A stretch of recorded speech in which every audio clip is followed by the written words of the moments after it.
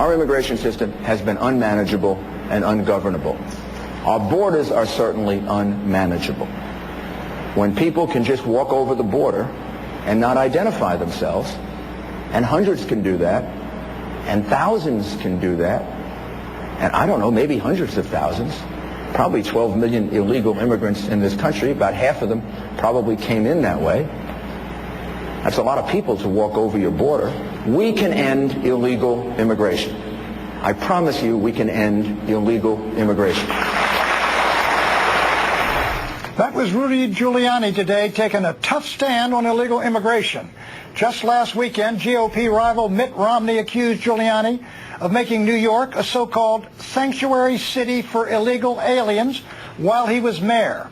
Meanwhile, today, you just heard it, Giuliani promised to stop illegal immigration. Could he if he makes it to the White House? Does anyone believe he can?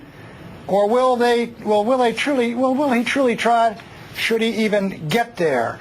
With us now, our Associate Editor of The Hill, A.B. Stoddard, and nationally syndicated radio talk show host, Bill Press. Bill, what did you think of Rudy's, Rudy's, you know what Tom Tancredo says? He's got a good line. He said, conversions are supposed to happen on the road to Damascus, not the road to Des Moines.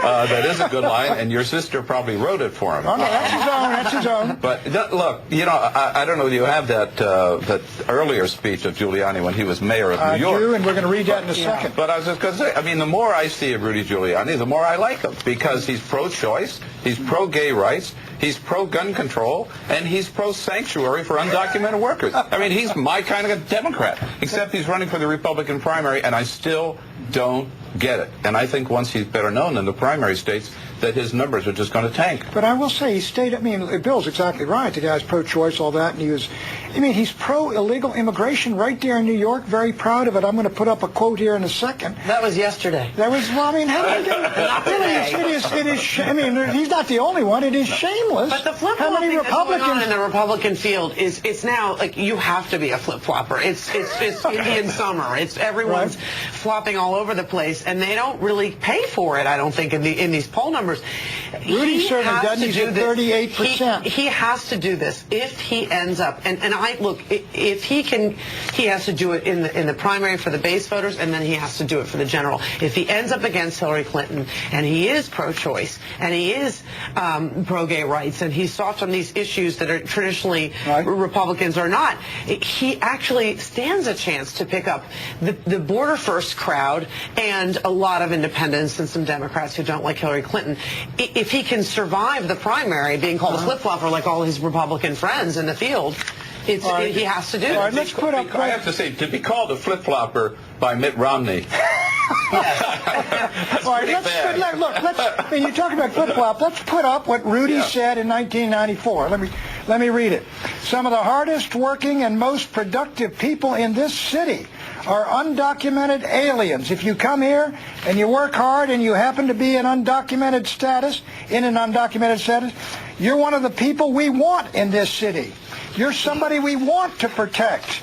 And we want you to get out from under what is often a life of being like a fugitive, which is really unfair. And I would say, thank you, Gavin Newsom. Thank you, Antonio Villaraigosa.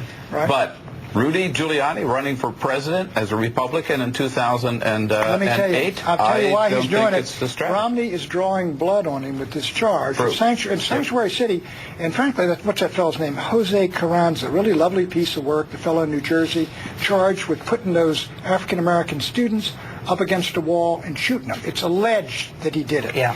It is not alleged. He is a Peruvian illegal who a few days ago was arrested for alleged rape of a 5-year-old girl. He's been arrested repeatedly. And one of the things about Sanctuary City is cops are not allowed to ask people arrested whether they're in the country legally. And this is why I think Rudy's made this move right now to change his position, get that stuff behind him. Well, first of all, anytime Mitt Romney comes after you and says, he's now the front runner, and he's calling him a flip-flopper. I mean, he's soft on immigration. He has to come back.